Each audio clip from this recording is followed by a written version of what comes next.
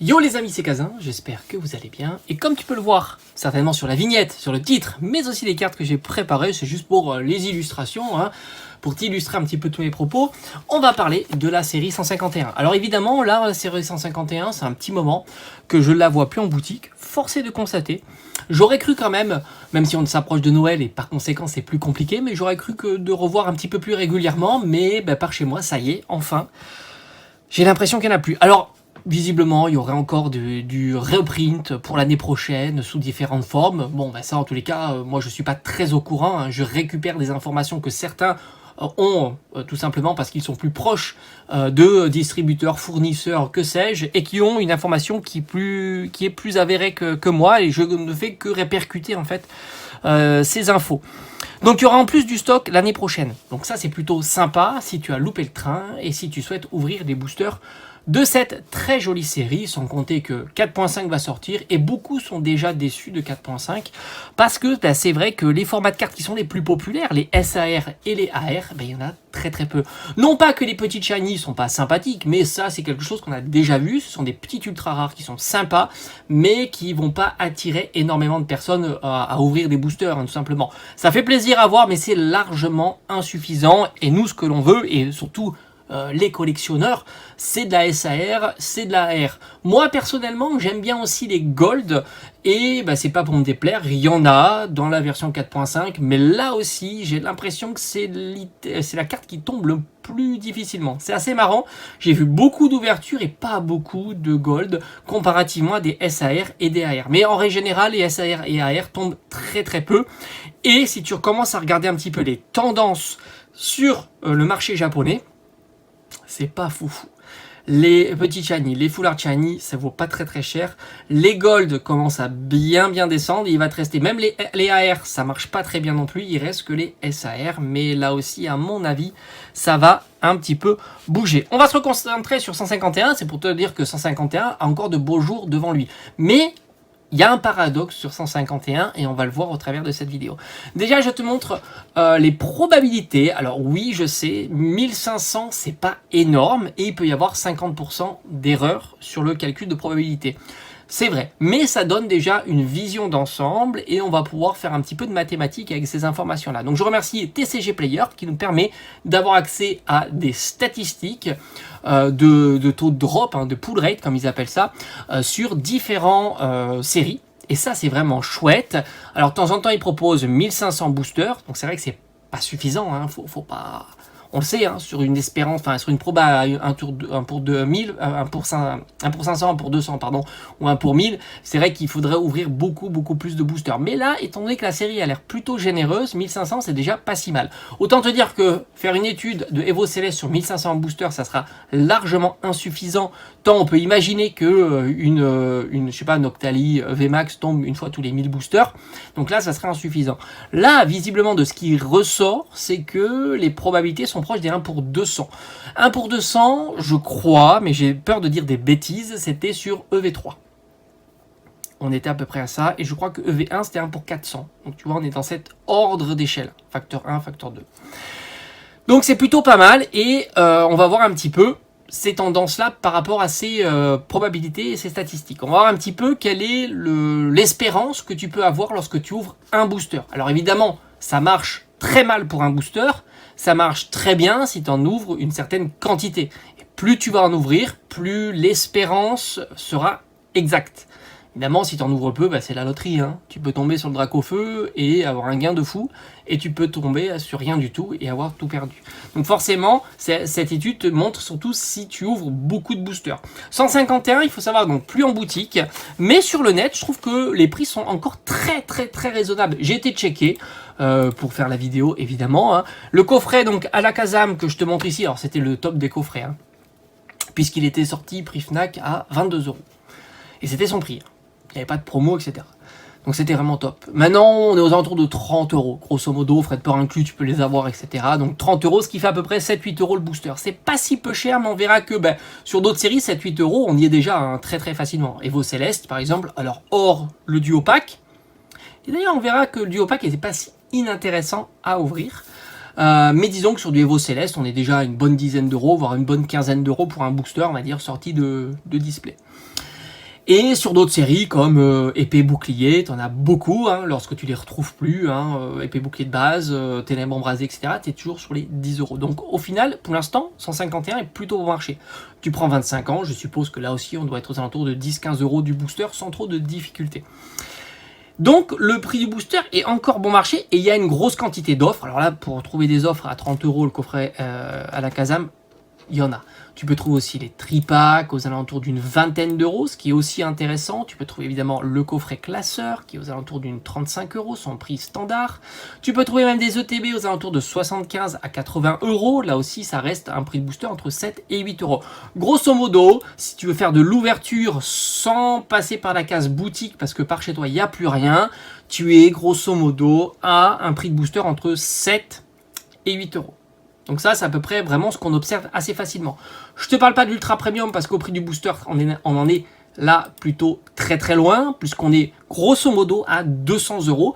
Pour un ultra premium, ça reste très très raisonnable, mais pour 16 boosters, bah, tu as compris, hein, c'est beaucoup trop cher. Mais n'oublie pas que tu as quand même 60 euros de carte, donc le prix réel, c'est plutôt 10 euros du booster, parce que tu vas enlever les 60 euros, et on est quasiment là aussi à du 10 euros, un peu moins que 10 euros du booster, grosso modo. Donc l'ultra premium est pas si mal hein, comparativement aux autres items, parce qu'il ne faut pas sous-estimer le fait que tu aies quand même 3 belles cartes, dont 2 certaines qui pèsent beaucoup dans la valeur totale de ton ouverture. Donc maintenant on va se focaliser sur les cartes qu'il y a à l'intérieur. Alors il y a plusieurs déclinaisons de cartes et tu t'aperçois, et c'est un petit peu une particularité pour l'instant de 151. Alors est-ce que ça s'explique uniquement par la forte demande pour tout simplement les master sets? C'est pas impossible. C'est pas impossible, mais ça voudrait dire que cette demande va à un certain moment s'arrêter. Puisque une fois que les gens auront fait leur master set, il y en aura de moins en moins qui voudront faire de master set. Et je pense qu'il y aura de moins en moins d'entrants. Certains vont découvrir Pokémon avec 4.5 ou vont redécouvrir Pokémon avec 4.5 et ainsi de suite. Donc à un certain moment, la demande va s'essouffler. C'est ce qu'on devrait évidemment observer. Et par conséquent, avoir des cartes qui diminuent de prix. Sans compter que, comme je t'ai dit, il y a plutôt une incohérence sur 151. Pourquoi? Parce que tu as le prix du booster qui reste bon marché. 7-8 euros. Et même en seconde main, on va dire marché secondaire. En boutique, c'est encore mieux, parce que là, tu n'as pas les frais de port, souvent c'est un petit peu moins cher, et c'est vraiment idéal. En boutique, c'est une dinguerie. Et alors, je te parle pas il y a quelques semaines, où il y avait des promos de dingo. Et je pense qu'il peut y en avoir encore. Hein.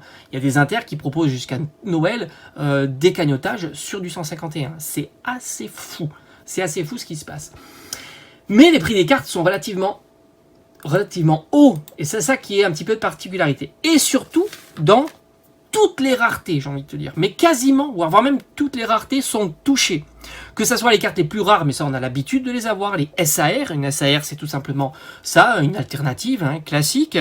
Bon, ça c'est logique, on avait l'habitude de les avoir plutôt chères, mais elles sont très robustes et ne se cassent pas la figure. C'est une particularité, contrairement à d'autres séries qu'on a vues, à un moment ça s'essouffle et ça diminue. Mais aussi sur les AR. Alors là aussi, c'est plus surprenant. Les AR, c'est très très très rare. Et je parle de généralité. Hein. Les AR, d'habitude, c'est des cartes entre, on va dire, 5 et 15 euros. Or, quelques exceptions, évidemment, le Magikarp, le Raichu, et tu l'auras compris.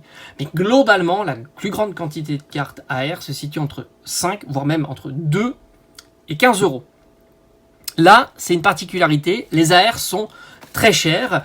Et bon, elles montent pas très très haut, mais tu en as une quantité astronomique à 30 euros. Et ça, c'est plutôt bien pour ta variance. Pour le fait que si tu drops une AR, tu as beaucoup de chances d'avoir une carte qui vaut entre 20 et 30 euros, ce qui pèse énormément dans la balance de ton ouverture. Donc ça, c'est plutôt cool.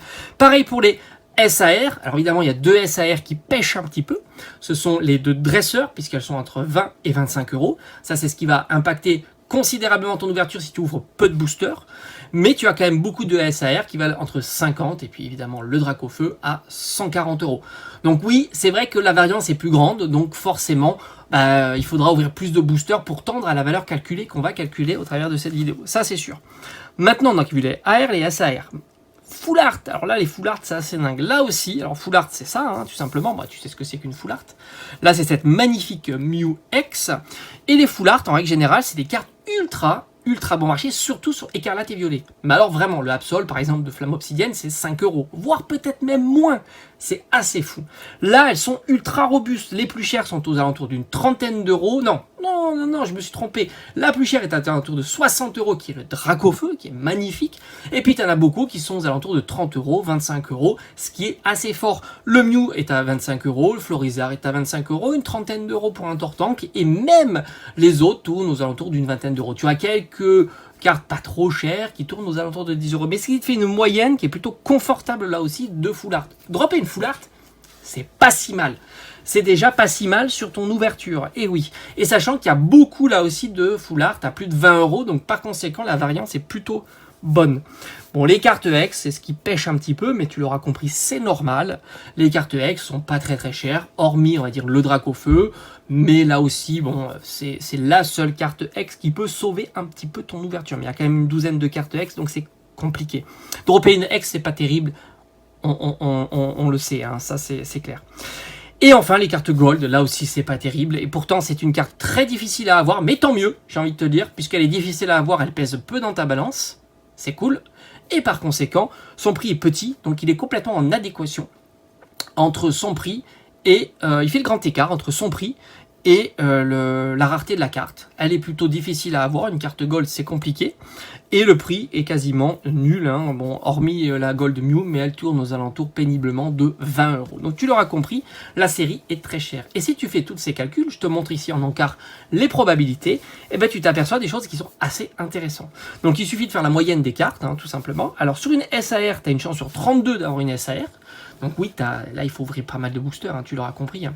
Alors évidemment, si tu as une chance sur 32 d'avoir une SAR, ça ne veut pas dire qu'il faut 32 boosters pour avoir une SAR. Tu peux avoir beaucoup de chance. Mais si tu ouvres beaucoup de boosters, idéalement une infinité de boosters, tu vas attendre sur 1 sur 32. Voilà, tout simplement. Donc tu ouvres en proportion de ça. Et ça, tu auras cette valeur exacte. Et puis après, si tu ouvres beaucoup de boosters, on sait que c'est à peu près 1 pour 200 une SAR, ce qui fait à peu près 1 pour 32.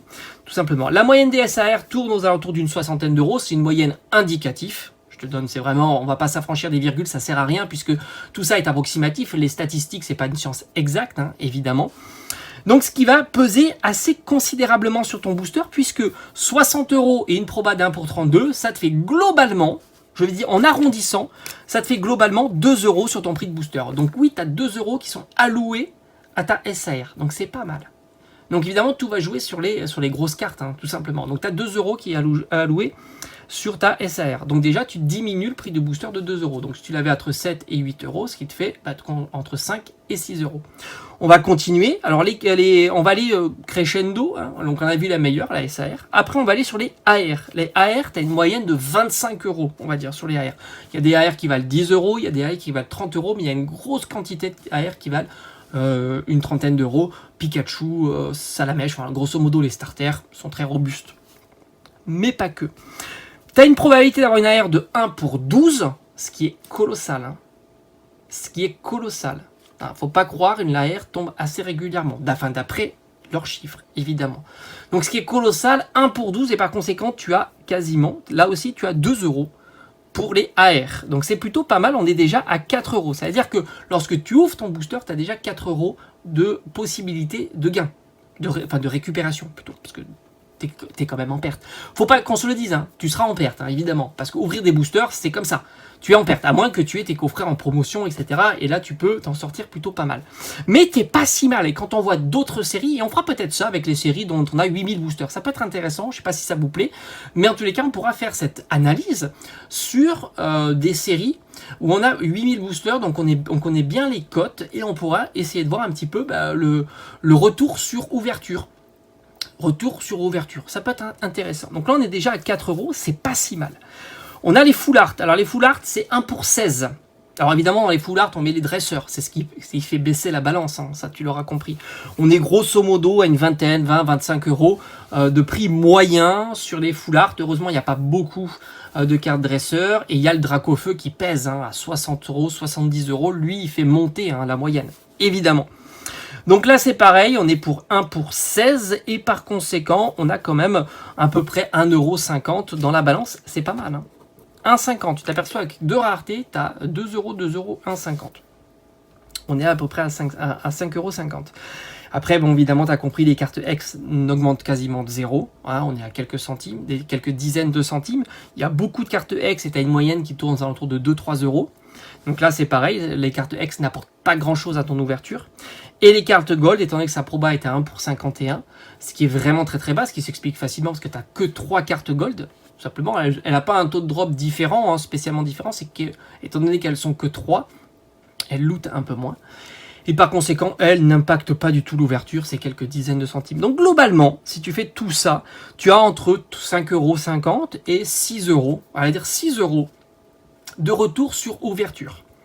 Donc tu as un 6 € de retour sur ouverture. Rappelle-toi que tu trouves les boosters à un tour de 7 à 8 €. Ça veut dire qu'au final, alors évidemment, hein, ça va pas marcher pour, enfin ça pourrait marcher pour un booster, mais tu as compris, hein, ça c'est lorsque tu ouvres une quantité importante de boosters. Voilà. Et si la chance est, si t'as pas de chance, si t'as pas trop de chance, voilà, c'est à peu près lorsque c'est équilibré. Donc tu as un retour de 6 € sur une ouverture de 7 à 8 € du booster. Donc 6 € pour un booster, c'est super intéressant. Ça c'est clair. Récupérer 6 € sur du 151, et c'est pour ça que 151, à mon sens, est beaucoup trop cher. Parce qu'on n'avait pas l'habitude d'avoir, en règle générale, on a plutôt un retour sur un booster de 2-3 €. C'est plutôt classique. C'est-à-dire que tu perds 9 fois sur 10 et puis instantanément tu drops une belle carte qui fait augmenter ta progression, mais globalement tu perds 4 € à chaque ouverture. Là c'est vraiment assez fou parce que même si tu arrives à avoir les prix des boosters, on va dire prix boutique, bah, tu perds en rien, tu es à l'équilibre. Alors évidemment c'est toujours pareil, hein, tu dois ouvrir beaucoup de boosters, hein. C'est vraiment l'idée de base, hein, parce que si tu fais ça pour 10 boosters, bah, ça marchera pas. Pour 100 ça sera déjà pas si mal. Après tu pourrais ne pas avoir le drac au feu, donc tu vois ce que je veux dire. Mais déjà 100 c'est pas mal, 1000 c'est encore mieux, et ainsi de suite. Mais tu t'aperçois surtout, le message il est quoi? C'est que c'est une série qui est intéressante à ouvrir. Intéressante. Indéniablement intéressante à ouvrir, comparativement à d'autres séries où, à mon avis, c'est 2 fois moins intéressant, tu as au moins 50% de perte de plus sur ce genre de série. Donc je trouve que c'est une série qui est très intéressante. Il y a une déconnexion complète, hein, justement, entre les items scellés que tu peux trouver en marché secondaire, qui sont pas trop chers et faciles à trouver, et les prix des cartes qui sont plutôt hauts par rapport à la tendance de ces prix. Sans compter que je t'ai fait un calcul uniquement avec les ultras. Tu rajoutes, de temps en temps, tu auras les énergies foil, qui rajoutent quand même quelques centimes. Tu as aussi les cartes reverse, qui peuvent te rajouter aussi un petit peu de valeur, et ainsi de suite. Donc là aussi, tu vois que en plus, sur du long terme, tu as toutes ces cartes-là qui vont rajouter un petit peu de valeur à tes ouvertures. Et sans compter que tu as les cartes promotionnelles. Alors c'est des cartes qui valent pas très cher, mais elles ont tendance à coûter peut-être 50 centimes, 1 €. Je sais qu'à la Casa Abra et Kadabra, je sais que beaucoup les vendent pour pas très cher, hein. 1 € les 3, ça m'étonnerait absolument pas. Mais tout ça compte un petit peu dans tes ouvertures. Donc c'est une série qui est assez intéressante, que ça soit à l'ouverture et en scellé. Le scellé, je le trouve plutôt bon marché par rapport au prix des cartes.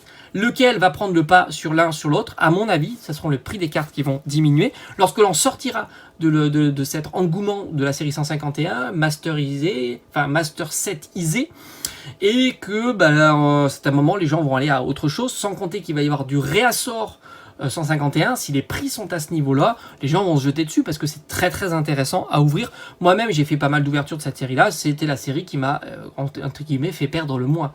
J'ai eu énormément de SAR, énormément de AR, énormément de full art. Quand je vois les ouvertures de EV1, EV2, EV3 ou EV4, c'est le jour et la nuit, comparativement à la valeur des cartes. N'oublie pas qu'un garde-voir, un Myrédon, c'est 30 ou 40 €. Il faut quand même beaucoup de boosters. Maintenant, c'est vrai que maintenant, tu peux trouver des boosters à 3 € à une époque. Mais c'est pas la même chose. Donc on fera peut-être cette étude sur différentes séries, si ça vous intéresse, évidemment. Allez, je vous dis à bientôt. Ciao, ciao.